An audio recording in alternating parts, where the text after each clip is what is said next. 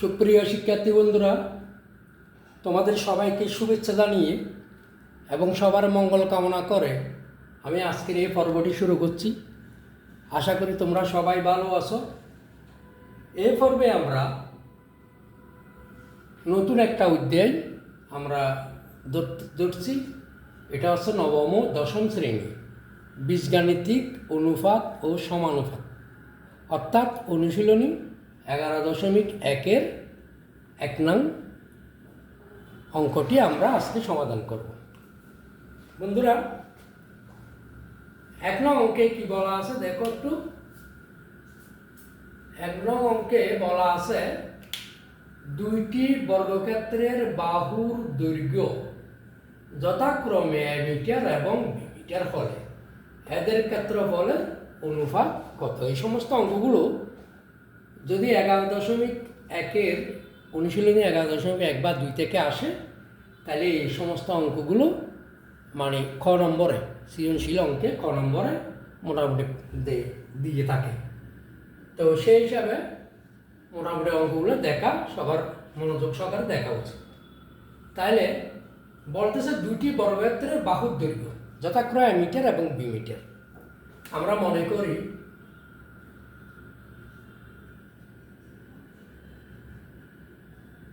করি প্রথম বর্গক্ষেত্রের বাহুর দৈর্ঘ্য সমান a মিটার। সুতরাং প্রথম বর্গক্ষেত্রের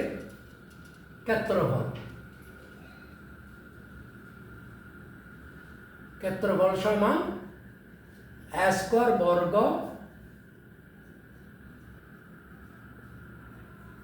মিটার। আবার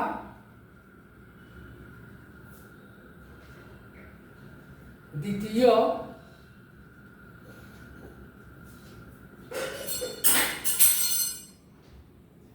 বর্গক্ষেত্রের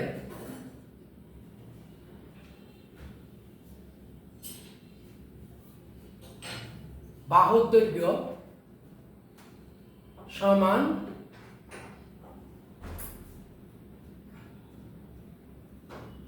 b মিটার। সুতরাং দ্বিতীয় বর্গক্ষেত্রের ক্ষেত্রফল সমান b স্কয়ার বর্গ মিটার। তো সুতরাং দুটি বর্গক্ষেত্রের ক্ষেত্রফল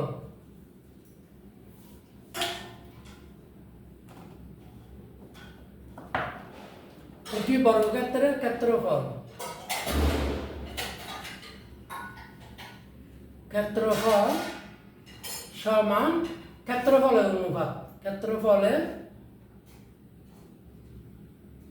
অনুপাত সমান a স্কয়ার অনুপাত b স্কয়ার। সুতরাং আনসার হলো a স্কয়ার অনুপাত b স্কয়ার। বন্ধুরা, আশা করি একদম সহজ একটি অঙ্ক বুঝেছ। তোমাদের সবাইকে আমি আবারও ধন্যবাদ জানিয়ে আমি এই পর্বের এখানে শেষ করছি।